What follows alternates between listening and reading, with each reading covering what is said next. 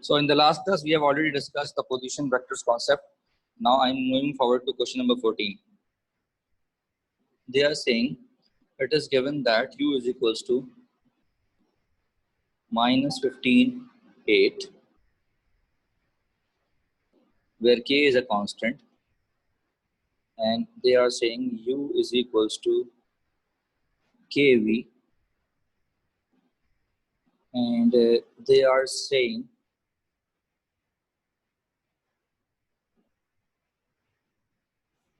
that magnitude of v is equals to 51.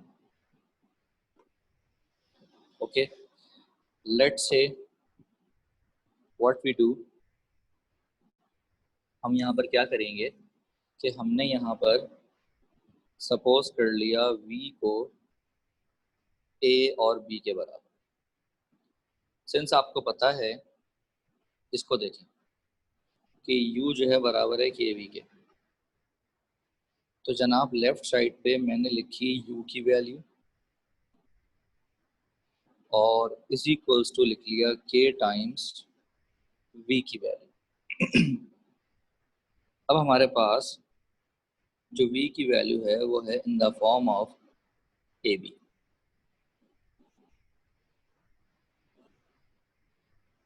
ठीक है जी।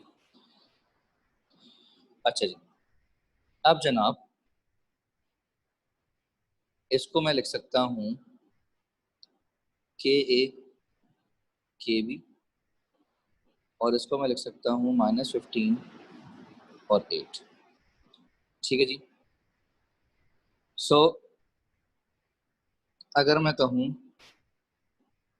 कि जनाब u बराबर है kv के, तो मैं ये भी कह सकता हूँ कि u का जो मैग्नीट्यूड है वो बराबर है magnitude of k into magnitude of v के। या ये कहें कि पहले चलें आसान बात समझा देता हूँ कि दोनों तरफ हमने मॉड्यूलस लगा दिया। उसके बाद प्रॉपर्टी है कि इसको आप अलग अलग करके लिख सकते हैं, तो मैंने इसको अलग अलग करके लिख लिया। अगर मैं u का मैग्नीट्यूड निकालूं तो ये आएगा -15 का स्क्वायर प्लस 8 का स्क्वायर। k की वैल्यू मुझे अननोन है, मैग्नीट्यूड ऑफ k हो या k हो, बात एक ही है। और इसी तरीके से मैग्नीट्यूड ऑफ v जो है मुझे दिया गया है 51 के बराबर। ठीक है जी। और ये होता है अंडर रूट। क्या तक बात क्लियर है जनाब?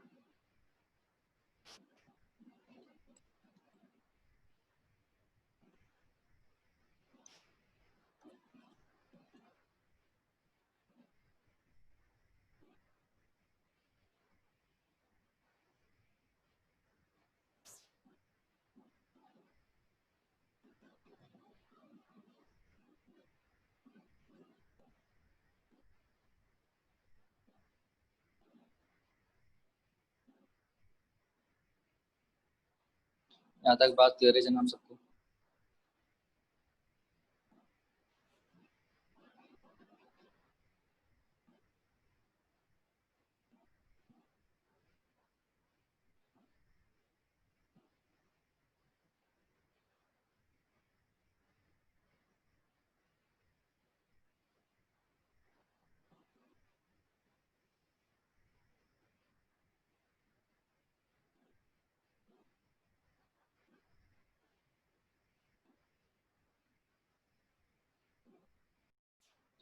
अब जनाब ये हो जाएगा 225 प्लस 64 और ये लिखा हुआ है 51 के, तो सिंप्लीफाई करेंगे तो ये हो जाएगा 17 इज इक्वल्स टू 51 के। और यहाँ से अगर आप k की वैल्यू निकाल लें तो जनाब k हो जाएगा 1/3 के बराबर। तो इसका मतलब ये हो जाएगा -15 और ये 8, ये हो जाएगा 1/3a, ये हो जाएगा 1/3b।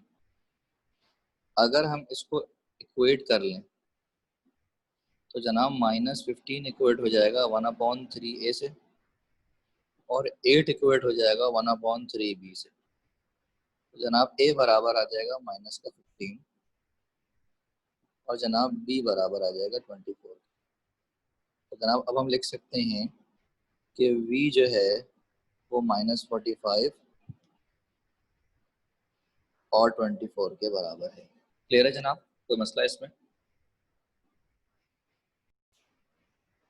Okay, now in question number 16 what they are saying that L is the point -3, 2 and M is the point t, 6. Now they are saying express LM as a column vector. तो जनाब अगर हमें LM को column vector की form में निकालना है तो हमें पता है कि हम इसको लिखते हैं OM -OL, ऐसे भी लिखते हैं और हम ऐसे भी लिखते हैं। तो जनाब अगर मैं यहाँ पर L को बनाऊँ पोजीशन वेक्टर तो ये बनेगा -3, 2, और अगर मैं इसको M बनाऊँ पोजीशन वेक्टर तो ये बनेगा T और 6। तो M - L का मतलब है कि पहले आएगा M वेक्टर, फिर आएगा L वेक्टर, तो माइनस माइनस हो गया T+3, और 6 में से 2 निकालूंगा तो 4 बचेगा। कोई मसला इसमें? Any problem in this question?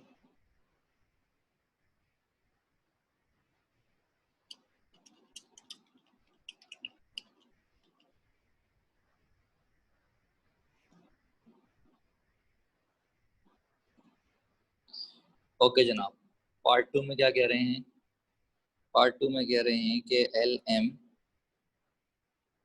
Is parallel to P, और आपको P दिया गया है 8, 1। देखिए LM हमारे पास है,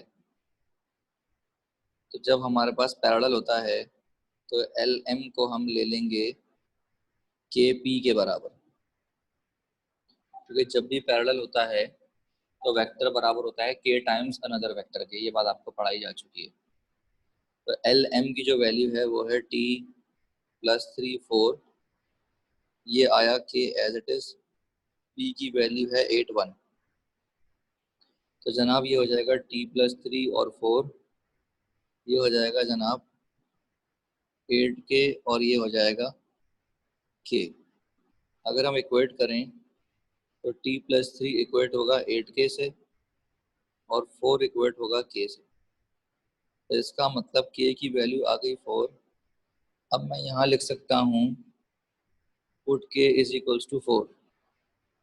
तो जनाब ये हो जाएगा T+3 is equals to 8 × 4।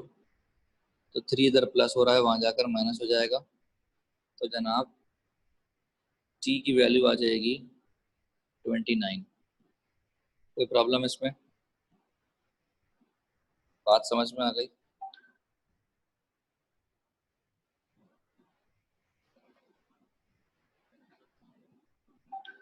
Any issue?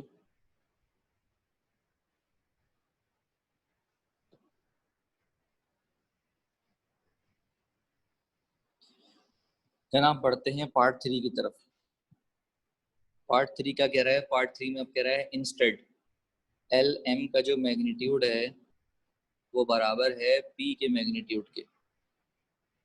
तो जनाब मैग्नीट्यूड का हम फॉर्मूला यूज करेंगे। मैग्नीट्यूड का फॉर्मूला होता है मॉड ऑफ A बराबर होता है √x² + y²। तो अगर हम LM का मैग्नीट्यूड लें तो ये हो जाएगा T+3 का होल स्क्वायर,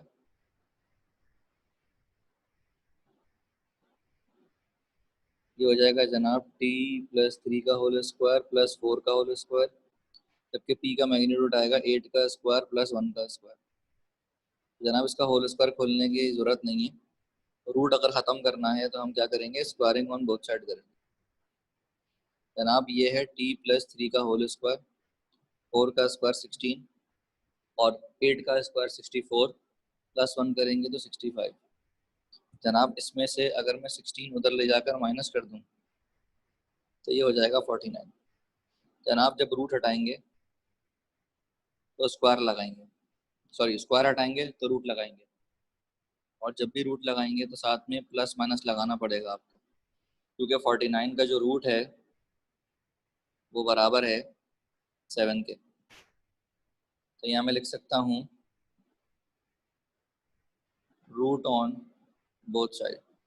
तो जनाब एक बार खुलेगा t+3 = 7। तो जनाब यहाँ से वैल्यू आएगी t की वैल्यू 4 के बराबर। और एक बार खुलेगा t+3 = -7। तो t की वैल्यू आएगी -10। तो t की एक वैल्यू 4 भी आ सकती है और t की एक वैल्यू -10 भी आ सकती है। क्या ये बात क्लियर हो गई सबको? कोई प्रॉब्लम इसमें?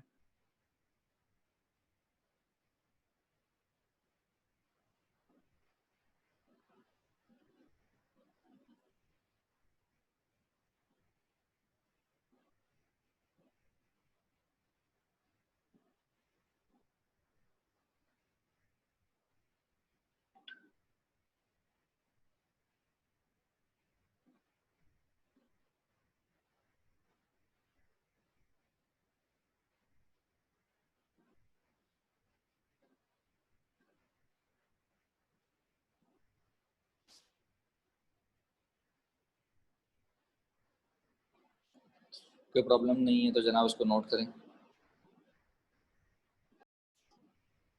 Now moving on to question number 17।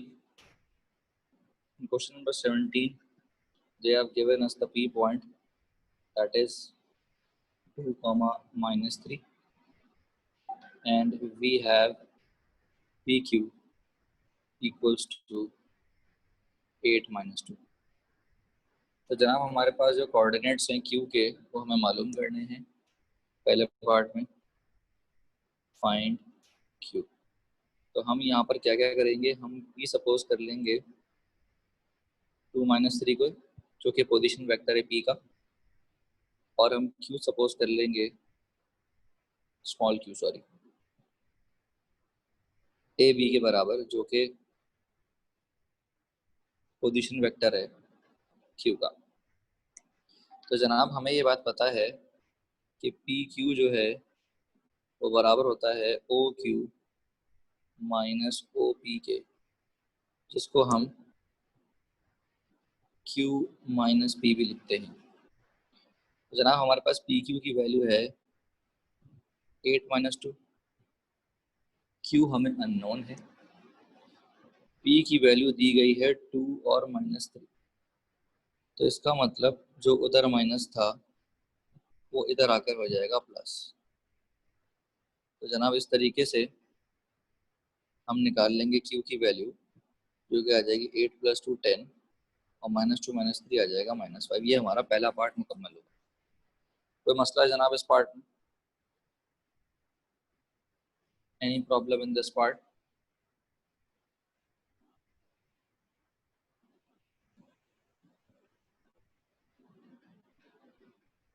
Now they are asking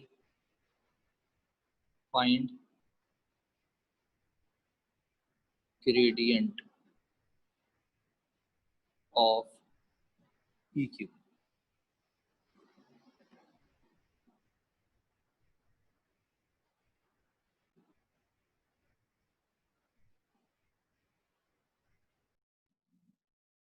Now we know that for gradient we use the formula y2 - y1 upon x2 - x1। Okay, so just simple, what we have to do, we have x1 y1 equals to 2 - 3 and x2 y2 equals to 10 - 5। So now the gradient of PQ will be -5 minus -3 upon 10 - 2. So it should be -2 upon 8, that is -1/4. Okay, any problem in that?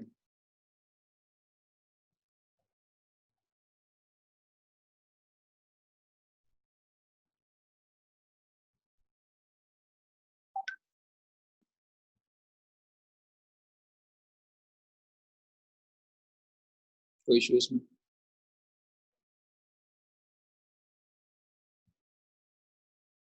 हाँ, वो ये कह रहे हैं part 3 में कि आपके पास जो पी क्यू वेक्टर है वो बराबर है एक्स वाई के, और वो ग्रेडियंट मांग रहे हैं पी क्यू का। तो जनाब आपको पता है कि एक्स वाई का मतलब है कि ये जो है एक्स है, ये जो है वाई है, तो बेसिकली ये पी है, ये क्यू है। तो अगर आप ग्रेडियंट निकालते हैं तो ग्रेडियंट आप कैसे निकालते हैं? Rise upon run. तो राइज जो है वो इसका जहाँ होगा वाई, और रन होगा इसका एक्स। कोई मसला है जनाब? बात समझ में आ गई? और पार्ट 4 में कह रहे हैं कि अगर ग्रेडियंट ऑफ पी क्यू बराबर है वाई अपॉन एक्स के, तो पी क्यू वेक्टर मांगो। देखिए, ग्रेडियंट अगर वाई अपॉन एक्स की फॉर्म में है तो इसका मतलब है कि जनाब आपके पास ये जो हाइट है ये वाई है, और बेस जो है वो एक्स है। जबकि हमारे पास अगर हम हाइपोटेन्यूज देखें तो ये हमारे पास वेक्टर है पी क्यू। वो कह रहे हैं कि पी क्यू वेक्टर को बताओ। देखिए, हमें जो उन्होंने ग्रेडियंट दिया है वो लाइन का दिया है, तो लाइन तो चलती चली जाती है। तो अगर मुझे पी क्यू वेक्टर निकालना है तो ये बराबर आएगा के टाइम्स एक्स वाई के, क्योंकि एक्स इसकी हॉरिजॉन्टल मूवमेंट है, वाई इसकी वर्टिकल मूवमेंट है। के से इसलिए मल्टीप्लाई किया कि हमें नहीं पता कि इसकी लेंथ कितनी है, हमें सिर्फ ग्रेडियंट पता है। ग्रेडियंट से हमें राइज और रन का रेशो पता होता है। हम इसको के से मल्टीप्लाई करेंगे। हम के से मल्टीप्लाई क्यों करेंगे? क्योंकि हमें नहीं पता कि इसका मैग्नीट्यूड कितना है। ठीक है जनाब?